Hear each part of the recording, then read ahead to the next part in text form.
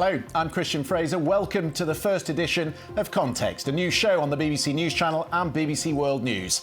On tonight's programme, Novak Djokovic says he still wants to compete in the Australian Open after a judge frees him from detention.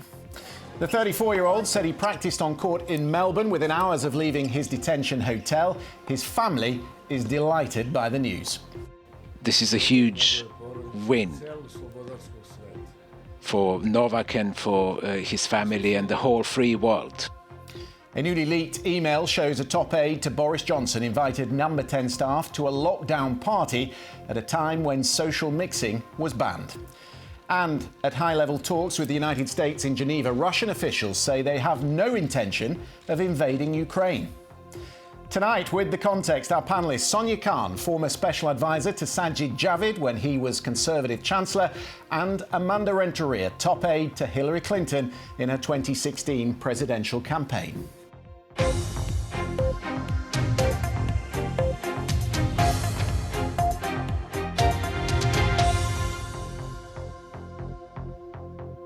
Hello, a new year, a new show. Welcome to the first edition of Context. At this hour each day, we'll be bringing you the best analysis on all the top stories with our panel of experts. They'll stay with us for the next hour to give us their insights and context on what's happening around the world. And we're going to start with Novak Djokovic, who has been released from an immigration detention facility in Melbourne. He was taken out of that hotel in this white people carrier, fans cheering his release after an Australian judge overturned the government's earlier decision to cancel his visa. But that is not the end of it. In the next few hours, the immigration minister will rule whether to deport Djokovic on the grounds he's not fully vaccinated. The world number one was soon practising on court last night and tweeting, seemingly determined, despite all the controversy, to compete in next week's Australian Open. At home in Belgrade, Novak Djokovic's family have been reacting to news of his release. His father said it was a bigger win than any of his Grand Slam victories. The game that has been played over the past 5 or 6 days has been really incredibly difficult for him and his family. And he was not given any rights. He had no rights. They took away all his rights. His rights that he has as a human being. Let's head out then to Sydney and we can speak to Tracy Holmes, who is a sports reporter for Australia's ABC News. Tracy, good to have you with us. So a decision is expected this morning. Any clues as to what might happen, and can the decision be appealed? The decision can be appealed, to answer that question, but it's a much higher bar that would have to be passed, because this comes down to the minister's responsibility and ability to be able to make a decision in the interest of the public of Australia and whether Novak Djokovic is a threat. And this comes down to, the combination of biosecurity laws here, the COVID regulations, all of the things that people have been talking about in the past week or so. But it does come down to that individual decision that the minister has the authority to make. Now, he is going to want to make sure that his case is particularly watertight. Having had the embarrassment of losing the case in the Federal Circuit Court yesterday, the federal government is not going to want to have another loss. And so they'll be working overtime to make sure that the case, if this is what they plan to do, leaves no room for such an appeal and such a loss. There's clearly, Tracy, been an almighty cock-up here between Tennis Australia and the federal government. I want to show our viewers 2 letters which really highlight this point. So one is from the federal government that was sent to Tennis Australia in November, making it clear that a COVID infection was not necessarily an exemption as it might be in other parts of the world. And then, subsequent to that, this was a letter sent in December by Tennis Australia to the players, which seems to say that actually it was an exemption. So you can see why the judge came down on Novak Djokovic's side. The big question, though, of course, is that the people of Melbourne have suffered 6 lockdowns. They've been behind closed doors for over 240 days, and there's a federal election coming up in 4 months' time. So this is where the politics comes in. Yeah, I think you've given an absolutely perfect description of the landscape here, and all of those factors are playing in. So you've got, COVID exhaustion, where we're now heading into a third year after everything that people in Australia have done, and more specifically, the people in Melbourne and Victoria who have had the worst of it and the most stringent of lockdowns, thinking that we were going to emerge from the other side, and now we've got more case numbers than any other time in the COVID pandemic. So there's frustration. There was oodles of coverage that basically suggested that here was somebody who was rorting the system, coming in and flouting our rules and regulations, when in fact what was revealed in court yesterday showed that that wasn't the case. The case was that everything that was put to Novak Djokovic, he succeeded in achieving.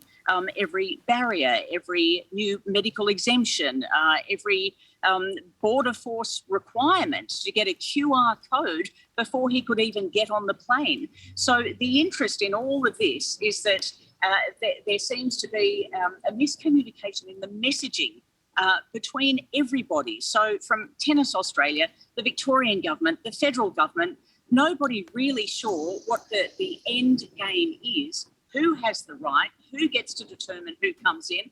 Obviously, borders are for the federal government, but when it comes to travelling and arrivals and COVID vaccinations or exemptions, that is a state-based issue. And so this is where the cock-up occurred.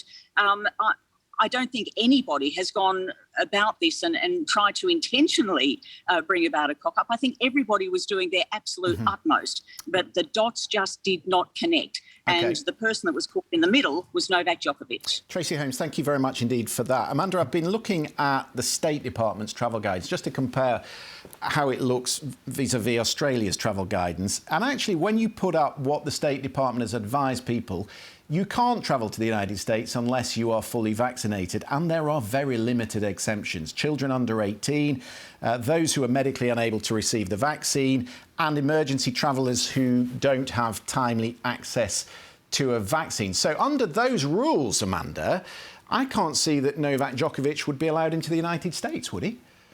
That's right. They're pretty clear. It makes it much easier internally to be able to manage that when that comes to the borders. So, yeah, there wouldn't be much change here, although I will say you mentioned politics, and everything always has an ability to move when you're close to an election. So as far as where the laws are right now, certainly wouldn't be able to come into the United States, but politics always adds an interesting curve to things. Absolutely it does. And when you look at the polling in Australia, Scott Morrison, obviously, you would think his instinct would be to take a tougher line.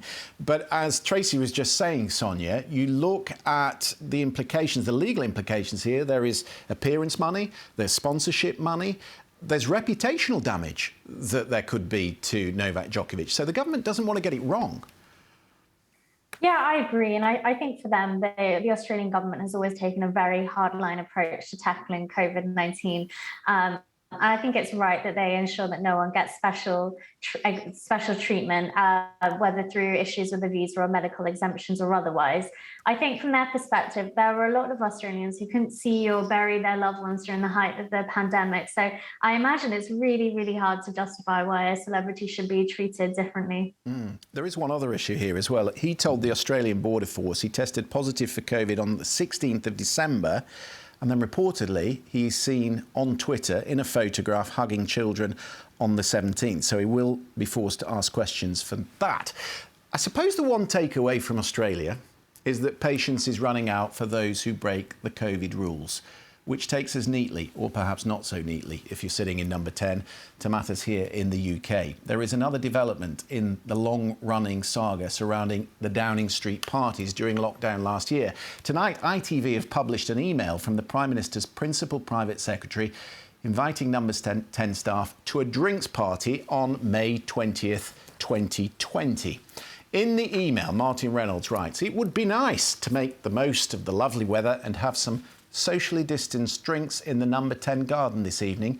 Please join us from 6 p.m. and bring your own booze." 40 people joined that party, and this was at the time of the first lockdown. Less than an hour before that party began, the then Culture Secretary Oliver Dowden was instructing the country that they should be following the rules and only meeting with one other person outdoors. Sonia, the government's defence the first time when these pictures emerged of a garden party on the 15th of May was that it was a working meeting. The email that we see here from Martin Reynolds makes it very clear it's a social gathering, it's a drinks party. How does Number 10 defend that? I don't think it really can, and I think it knows that, and it's going out of its way to try and manage it. And it was really interesting over the weekend because we saw Number 10 trying to get ahead of the stories by placing the blame on the senior private secretary to the Prime Minister, Martin Reynolds.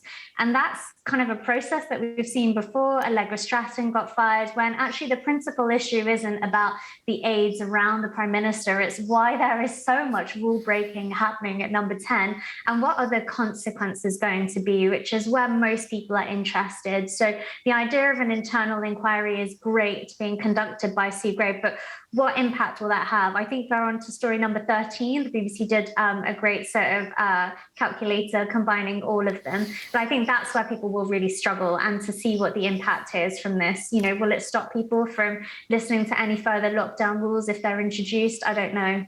You have your own issues, of course, as a former special advisor carrying the can for something. We won't dig into that too deeply. But I wonder, having had that experience of being in the midst of it all, whether you see a culture problem at Number 10. I mean, I think it's a difficult one to answer because I think there have been issues with every single Prime Minister. But what I find really hard is that nobody was able to stop and say, this isn't right. Certainly it's not normal. I've never known it to be normal to have a work party where you can bring your own beer or bring your own booze even. So I would question, there are lots of senior, very well-educated, very intelligent people who knew the rules, but either turned a blind eye or found that they were too busy with other things to address it. Does it irritate you, I've got to ask you this, does it irritate you, given your history with Dominic Cummings, that it is him that has pointed the investigator, the senior civil servant Sue Gray, towards this email? No, I think what the greater irritation for me and lots of other people is that we want to see answers from the government, but we're not getting them. So often the scrutiny is coming from the press, which is great because that's their role. But we've not had any answers other than constantly referring to an inquiry. So where is the endpoint for this? Yeah, I suppose it's a very British story, this, Amanda, but I suppose the thing to say is that there is always an email. You have to be very careful when you're communicating with the press if there are emails that are still to be released. That's right. There's always an email. There's social tracking now. I think any elected official, it is a new world, and anything you are putting in writing, anything you are putting in text, you have to imagine it is discoverable. Yeah, that's why managing the message is so important, why so many backbenchers, of course, have been asking questions about the Number 10 operation. This is Context on the BBC, still to come.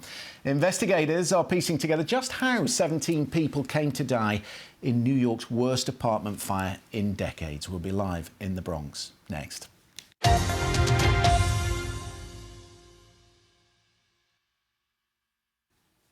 Let's take a quick look at some of the other stories making headlines here today. An independent inquiry will investigate how a serving police officer, Wayne Couzens, was able to abduct, rape and murder Sarah Everard last March. The first phase will look at his conduct during his career. It will also investigate whether any red flags were missed concerning him and his behaviour. 8 men who were abused by the convicted paedophile Barry Bennell more than 30 years ago have lost their High Court case against the Manchester City Football Club. The men, now in their 40s and 50s, said Bennell was a scout for Manchester City at the time. A judge ruled the club was not liable, but praised the men's bravery in coming forward. And Buckingham Palace has revealed how the Queen's Platinum Jubilee will be marked this year. The celebrations began today with the launch of a competition to invent a new pudding to commemorate the Queen's, the Queen's 70-year reign. There will be street parties and a concert featuring some of the world's best-known entertainers.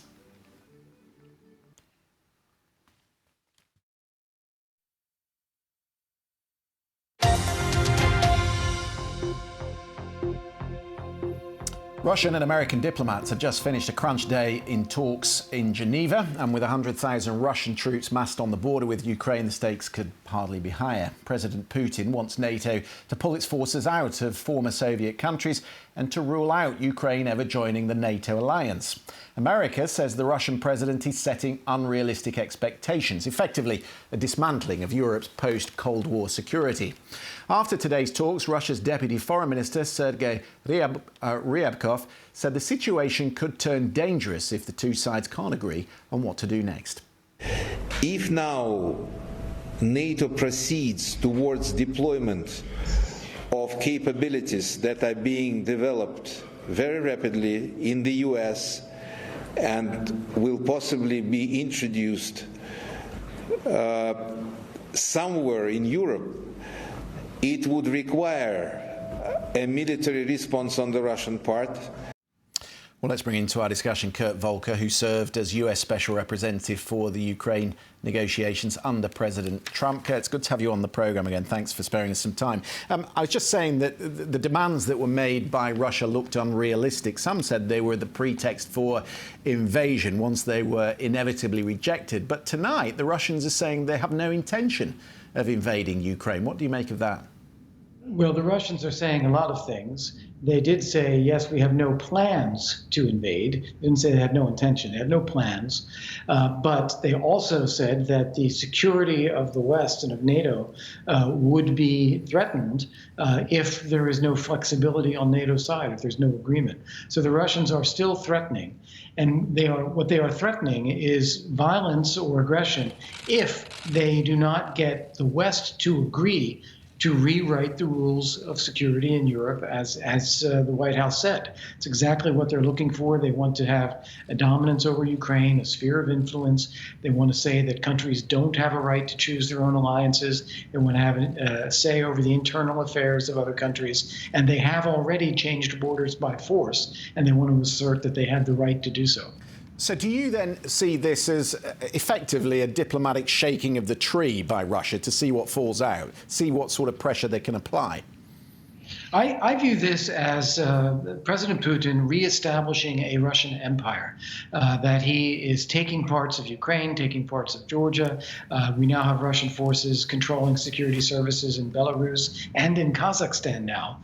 And he's doing it with a willingness to use military force and challenging the West to do anything about it, which he knows the West is not going to do militarily. So he is just putting it out there, stating his case, and then making it happen. Well, that last point you made is the important one, isn't it? The United States and the Secretary of State are saying the response will be massive sanctions. But that's the extent of US involvement in Europe now. We've had two successive presidents, and now a third, who are loath to get involved in foreign wars. And I don't want to sound like a warmonger, far from it. But sanctions don't cut it, and you wonder whether this is the inevitable outcome of the US attitude to the rest of the world. Yes, well, I think added to your list is Putin having observed the disastrous U.S. withdrawal from Afghanistan and concluding that the United States at the moment does not have the stomach for any kind of military pushback. What we should be doing is putting force on the table now, support for Ukraine, support for our Eastern allies, so that Russia sees that and make clear we have a willingness to use that force if we are forced to do so, but that we do not want to do so, and that we are also prepared to back down again if Russia stands down its forces. What we've done instead is say we will only respond, and we will only respond with sanctions, which I do not believe is enough to deter Putin. Now, come in on that, Amanda, would you, for me? Because there was no response to the takeover in Crimea. There's been no response to his aggression in Georgia. So why wouldn't President Putin push the boundary? Well, I think you do have an experienced team now under Biden to really take this on. I do think they are being very careful given everything that happened in Afghanistan, you are seeing Secretary Blinken on all the different shows communicating that there's a lack of trust here, communicating with the American people that we are concerned, communicating with the American people that we're not sure where Russia is going to go, but really setting the stage to have a better communication path than Afghanistan. And I think you've got a very experienced team that I think will begin to look at these lines. Now, having said all of that, you are right. The model is sanctions, and there's still a belief that there is a way to go with massive sanctions. I don't see Biden changing that strategy. I think he will go forward with massive sanctions, but I think there will be a better communication strategy with the American people and globally as well. Trust is a big thing, Kurt Volk. I mean, the Europeans might ask, post-Afghanistan, why there should be any trust in the Americans negotiating on their behalf. They're not sitting at the table here. Right, and we've heard that directly. We've heard that, and not only from the Ukrainians, who are the most concerned here about being left out, but also from the European Union, also from France. France and Germany sent their envoys to Moscow so they could have direct talks with Russia in advance of this. So there is a little bit of bristliness within our European allies as well. That being said, that's exactly what Putin wants. Putin designed the nature of these discussions this week, bilateral U.S., then NATO, Russia, then OSCE, deliberately leaving out the Ukrainians and deliberately leaving out the EU because he is trying to sow these divisions within the West, and we can't allow him to do that. We do have to stick together. I suppose trust goes two ways, Sonia. The Europeans have given the Americans guarantees on sanctions, but of course the Germans and the Italians have not been particularly trustworthy when it comes to imposing sanctions on Russia. Yeah, absolutely. And I think this is one of the biggest reasons why it doesn't feel like Europe really has a seat at the table. There are obviously big divisions between Western and Eastern Europe. I think even on the Eastern European side, Hungary and Poland have very different views, which makes kind of coalescing around one policy difficult. And I think, as it's pointed out, really for the center of gravity to change in Europe, you would need Germany to act. But naturally, the Nord Stream pipeline is one reason perhaps why they won't do that. I think on the European side, we also have a lot less to give, I would argue, even if there are sanctions. I think Russia is much more fearful about perhaps losing things like operations, like banking operations in the US, than perhaps what the geopolitical impact is of leaving Europe. Yeah. That is a good point. Two further meetings coming this week, one at NATO on Wednesday and then one at the OSCE on Thursday. We'll see how they go. Kurt Volker, lovely to talk to you again. Thanks for coming on. It's been a pleasure. Thank you. We're going to turn briefly to the case in New York. Officials investigating whether a maintenance issue with an apartment door may have allowed smoke to spread through a high-rise building in the Bronx. 17 people were killed yesterday, including 9 children, after a heater in a third-floor apartment malfunctioned on Sunday. It appears that all those deaths were caused by smoke inhalation rather than burns. Neda Tawfik is in New York for us. Neda, what do we now know about the cause of the fire? What are the concerns for residents? Yeah, well, Christian, officials talking today about 2 key failures that led to this tragedy. First, a portable space heater that, even though the building had heating at the time, the family was using, and that sparked the fire. And officials saying that they want to look closer into that. And secondly, Christian, 2 doors were supposed to automatically shut in this building, and those malfunctioned at the time. The door to the unit here on the 2nd and 3rd floor where that blaze raged, and then another doorway in one of the hallways on the 12th floor. So allowing that smoke, as you said there, to spread very quickly up the building and to cause real concerns for residents. So it seems that those are one of the 2 key failures that we had here, Christian. There are obvious echoes here with the tragedy at Grenfell here in London, and we're having a very active discussion today even in Parliament about fire safety and the onus that should be put on building owners, on freeholders. So what does the city authorities there plan to do to stop this happening again? Yeah, Christian, that's really at the forefront of discussions today, too. Congressman Richie Torres, who represents this area, says he wants a task force made up of local, state, and federal authorities to try to get to the bottom of what new laws and procedures need to be put in place. So, for instance, those portable heaters, we know they're responsible for many other fires as well in the past. So looking again at that safety. And then I think one of the key issues is building maintenance and safety and what happened here. So, for example, the owner and officials, including New York's mayor, said that the smoke alarms were working, but many residents complained about the fact that they went off too frequently, and so they became accustomed to ignoring those warnings from those smoke detectors. They also talk about how these doors, again, this automatic lock that failed, well, that is a provision that is in place in all of the city, but one provision that isn't is to have sprinklers in residential buildings. So commercial buildings all have sprinklers in them, but residential buildings don't, like this one. And so there has been a push in New York and the city council in the past to do that, but it is expensive. And landlords have complained about how much that would cost to upgrade. So there's new discussions about whether that needs to be pushed through. And then also, Christian, there's no fire escapes on this building. Updated buildings now have internal stairwells, but we can see these older buildings, what happens when residents are faced with that smoke and fire. Many had to wait to be rescued from their windows here and were trapped inside. Yeah, striking similarities with the debate we're having here in the UK. Neda Tawfiq, thank you very much for that. First big test then for the New York City Mayor Eric Adams. Coming up on our programme, is Europe about to go the way of the United States and cut self-isolation to 5 days? We'll be speaking to President Biden's former top COVID advisor, Andy Slavitt, about the science and the criticism that's been aimed at the White House over its COVID messaging. Back in a few moments.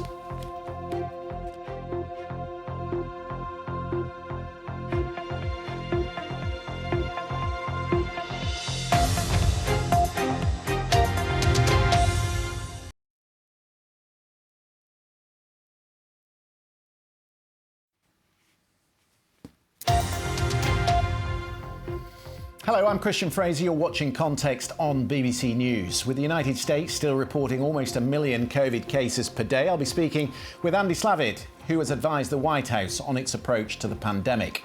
Here in the UK, with the cost of living soaring, we're going to ask if the government will fulfil its pledge to cut taxes on home energy bills. If it smells fresh and it looks fresh, then the milk is probably safe to drink. A major supermarket is replacing the use-by dates and asking us to apply the sniff test.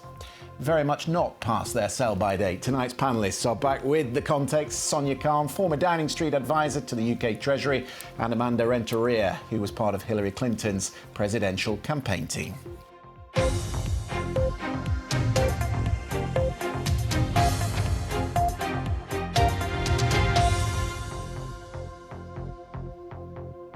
Welcome back. The good news in London is that the worst of the Omicron outbreak appears to be behind us, although the case numbers are still high and the case numbers in the rest of the country are still rising. In the worst case scenario, 25% of the public sector workforce could soon be under lockdown. And so the Prime Minister is considering going the way of the United States and cutting the length of time people need to self-isolate once they've tested positive. There's a similar argument to be had about the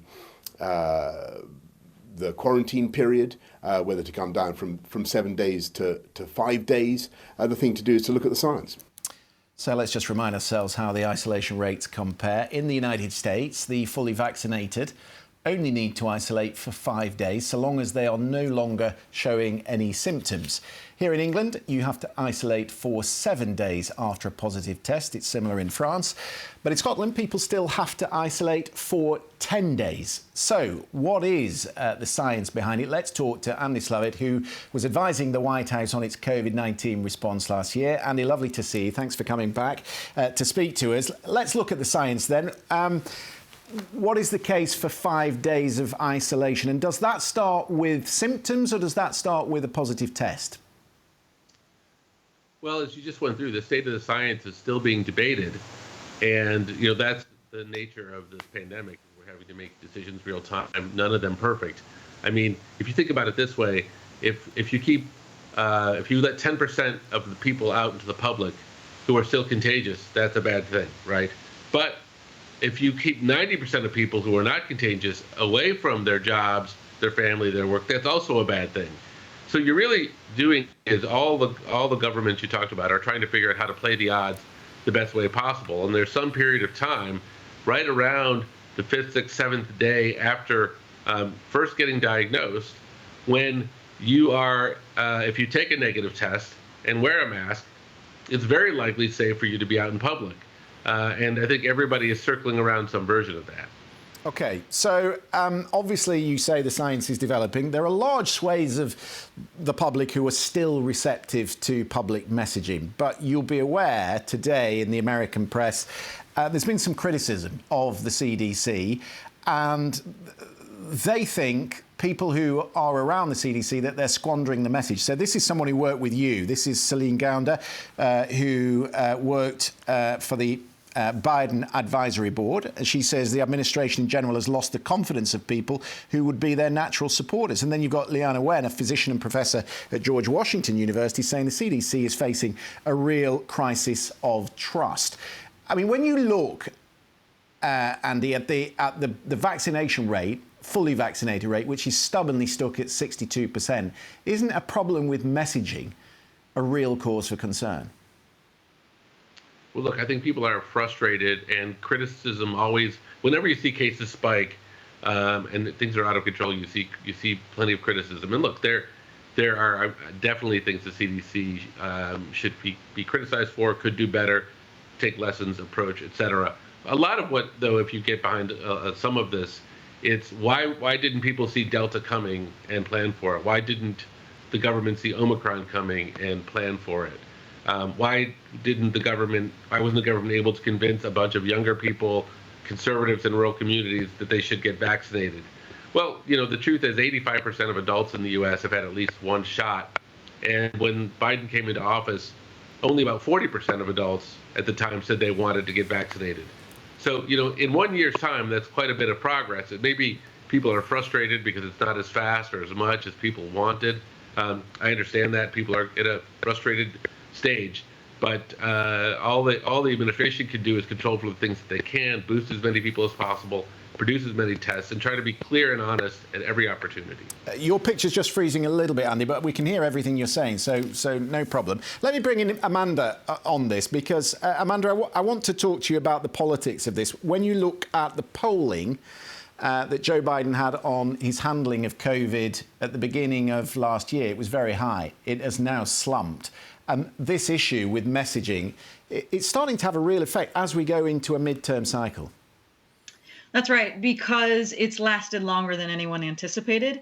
And people are tired. I mean, one of the conversations over the holidays was really hearing Dr. Fauci say, we're trying to find a practical path forward, because they know that if they have very restrictive guidelines, it could actually mean more people don't pay attention and do what they want to do and really defy those rules.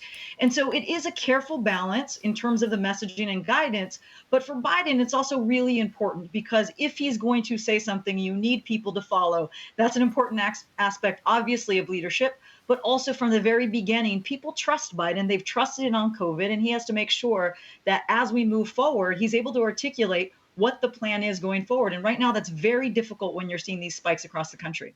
OK, we'll have to let Andy go because his picture is frozen. But Andy Slavitt, if you can hear me, thank you very much indeed for coming on. With those workplace absences on the rise and with the inevitable costs that brings for some companies, many of them are tightening the rules. IKEA told its staff today that those who have not been vaccinated and who are required to self-isolate after contact with a positive COVID case will no longer get their full salary while they're off work.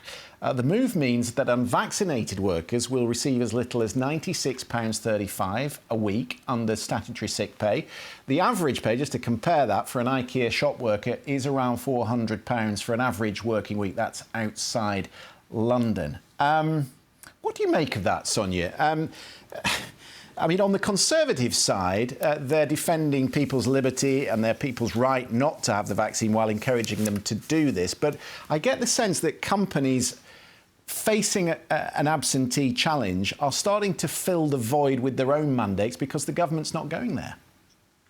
Yeah, I think that's very true, and that's been a huge challenge right the way through the pandemic. But there's been a lot of kind of guidance out there that allows people to make their own interpretations, which is why we see examples of this. But when I read the story earlier, the thing I really struggled with was understanding what the purpose of this policy is for IKEA and what it's set to achieve. So staff shortages was the biggest reason that it exists, but I feel like there's a strong case for the policy exacerbating them. I don't know if you remember, but right at the start of the pandemic, we had people who wouldn't test or people who would still go into work sick because they couldn't live without pay. And as a result, the virus spread. I think where we are now with a less acute version of a less acute variant even, it's quite hard to distinguish between Omicron and kind of a normal cold. So I'm not sure that this policy is going to achieve what IKEA set it to achieve, and I don't think it's a good example to follow. There are other companies that are following suit, Amanda. In America, Citibank is giving its staff until Friday to get vaccinated or they're out. It's get a jab, keep your job. This is what they said. You're welcome to apply for other roles at Citi in the future as long as you are compliant with Citi's vaccination policy. If you're not vaccinated, we urge you to get vaccinated as soon as possible. The issue, and this is the point, Amanda, is that here in England, if you are not vaccinated and you come into close contact with someone who has been infected with COVID, then as an unvaccinated person, you have to stay inside much longer than someone who was vaccinated. So that puts extra strain on the company. So do you have some sympathy with companies that are going this way?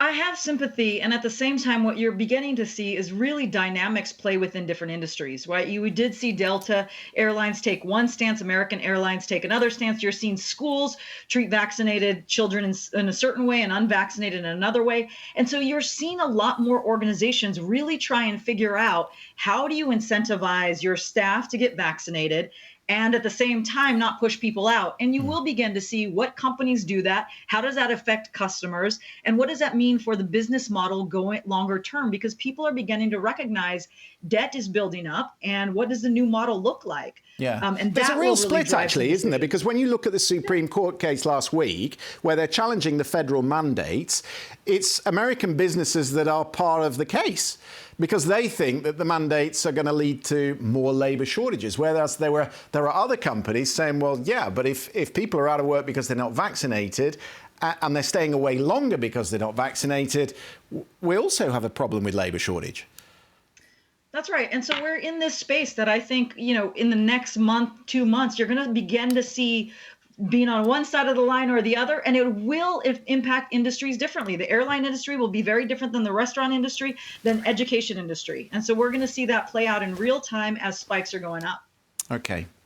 Well, away from Downing Street parties, the pressure is building on the British Prime Minister to tackle the squeeze on the cost of living, which is pushing many families to crisis point. Inflation right now doesn't look as transitory as some central bankers thought it might be. In the 12 months to October 2021, the cost of food and drink rose by 1.4%. Energy bills increased by 6%, and they're expected to rise a lot more later this year. And the cost to fill up the car rose by more than 10%. To ease the pressure on people's finances, some are calling on the government to freeze taxes that are due to be introduced in the spring and to lower taxes, specifically VAT, on energy bills. Cutting VAT on home energy bills was supposed to be one of the main dividends of Brexit. This is what Mr. Gove said at the time.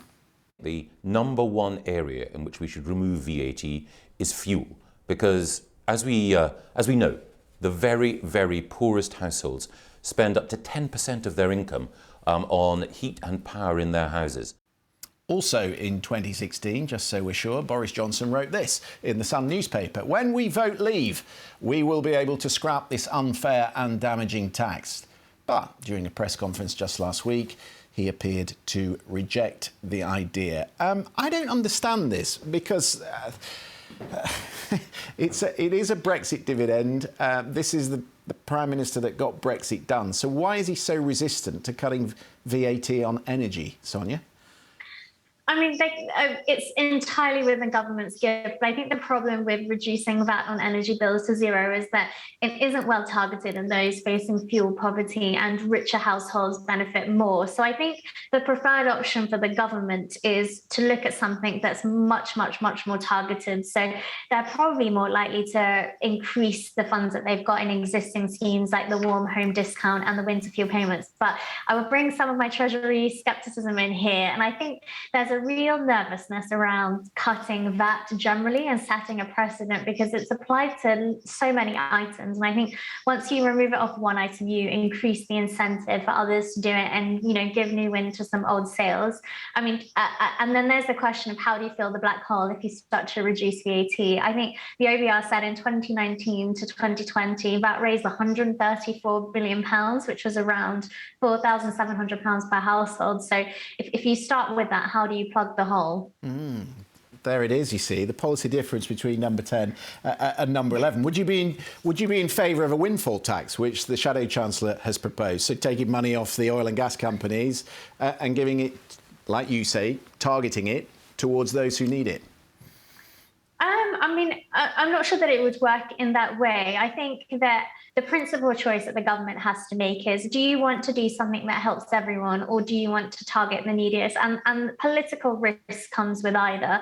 I think what their preference is probably going to be go for a much more macro view. So potentially use April to raise the minimum wage, the living wage, reduce personal taxes so people have a bit more take-home pay, and then they get a lot more autonomy over their money and get more choice about sort of how they choose to spend it. So I think that would also be a preferred approach for me. Well, lest we forget this only affects us, there is a rising living cost crisis also playing out in the United States, Amanda. There, the cost of food went up by 6.1% compared with the year before. Utility bills, which include water and electricity, rose by 33%, and the cost of car fuel went up by 58%. And this is having an impact on President Biden's approval ratings. A recent poll by CNBC and Change Research found that 60% of respondents disapprove of Mr. Biden's handling of the economy.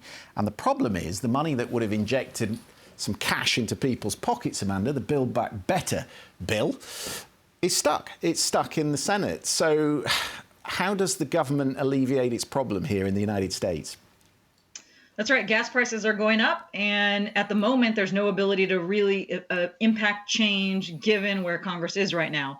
On the other hand, what I will also say is you have an election coming up. And so guess what people will be talking about, at least in this first quarter, is gas prices, right, in those midterm elections. I'll also just say that this further divides in America between rural and urban. The conversation happening about gas prices in rural America is very much intense, and you will see districts that are particularly rural, particularly red and Trump supporters, use this as an election tactic, particularly as they're going into their primaries in these first couple of quarters. Yeah, it's a difficult one, isn't it? We've just shown that two countries suffering the same thing. You've got the leaders' poll numbers that are suffering as a result. And in some respects, they don't have the power to change it because these are global trends that are impacting on domestic prices. Amanda. That's right. And not only is there not an ability to impact that globally, but even on the ground, the fact that Congress is stuck, that will be held by Democrats and Biden as they go into this election cycle. And that's why you had the big fight at the end of the year. And you'll continue to see the argument for policies and proposals into the new year on the Senate floor and the House floor for exactly this reason. Do you see a scenario, Sonia, where they might freeze some of the taxes that they're due to introduce? I think there's 1.5 million people that are going to fall into a higher tax bracket because of rising wages. And of course, there's a rise in national insurance to pay for health and social care. Do you think the Chancellor would be swayed by a freeze until the cost of living crisis has played its way out? I think it's a difficult one because there are so many competing priorities. Because don't forget, this was meant to be the year of levelling up, and there's a big discussion about how lots of the announcements that we've spoken about today, particularly around kind of leaseholders and cladding, will be paid for. So I think the Chancellor's got quite a tricky decision. I won't just go for tax cuts as the obvious one, because there are also options to raise taxes or, reduce government spending in certain places. So I certainly don't envy him. No, big decisions to come in the following weeks. This is Context on the BBC, still to come on the programme. Is sniffing your milk a good strategy to reduce food and drink waste? One British supermarket certainly thinks so. We'll be pouring through the changes.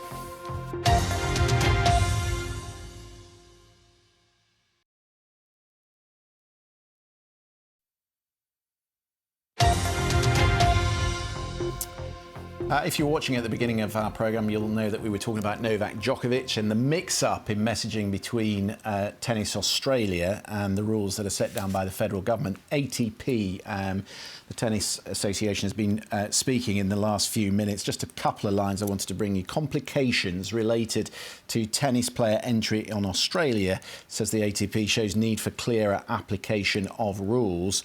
And the events leading to Mr Djokovic's Monday court hearing, they said, was damaging on all fronts. Certainly it is Tennis Australia that at the moment appears to be carrying the can and the blame for what has unfolded. We'll keep watching that. Now, the British supermarket Morrisons is scrapping the use-by dates it puts on its milk. Instead, you'll see a best before label on 90% of its own brand milk.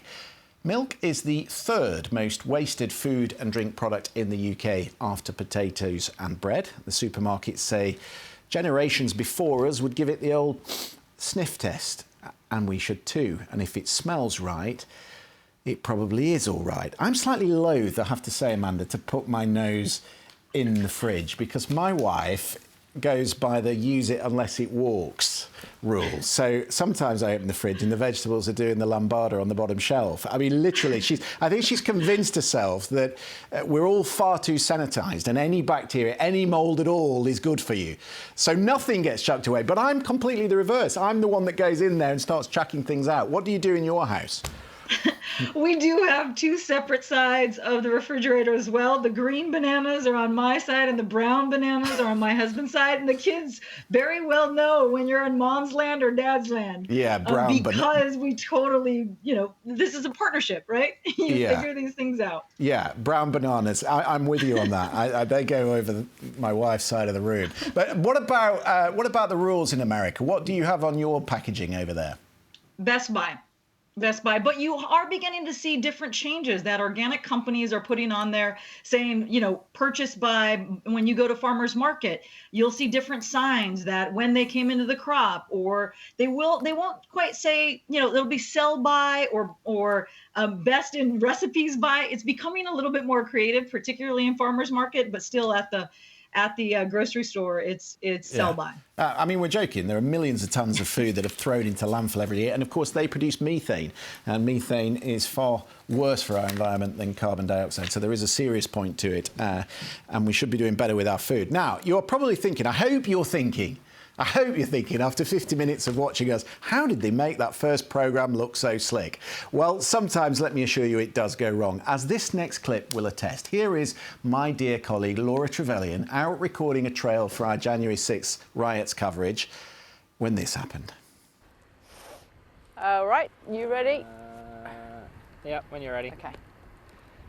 It's 1 year since the January 6th attack on the US Capitol, when supporters of Donald Trump stormed this building, trying to prevent the election victory of Joe Biden from being certified. On the anniversary,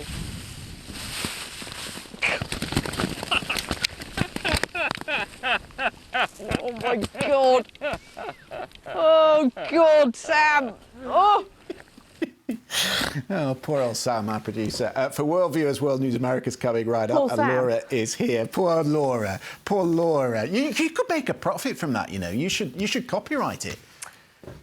Well, do you know what, Christian? How do you turn a silly viral moment into something meaningful? I've been thinking about this when everyone from your mother-in-law to your kids says you're on TikTok. What do? I think the BBC should turn it into a non-fungible token, one of those digital works of art, and sell it to raise money for children in need. Because, Christian, kids have had an abysmal pandemic, and I would love it if me turning into an icicle could do something good for the children in Britain. Well, I'm very pleased to see you're snug and warm in the studio this evening. Bit of fibre. Yes. Come on, Christian.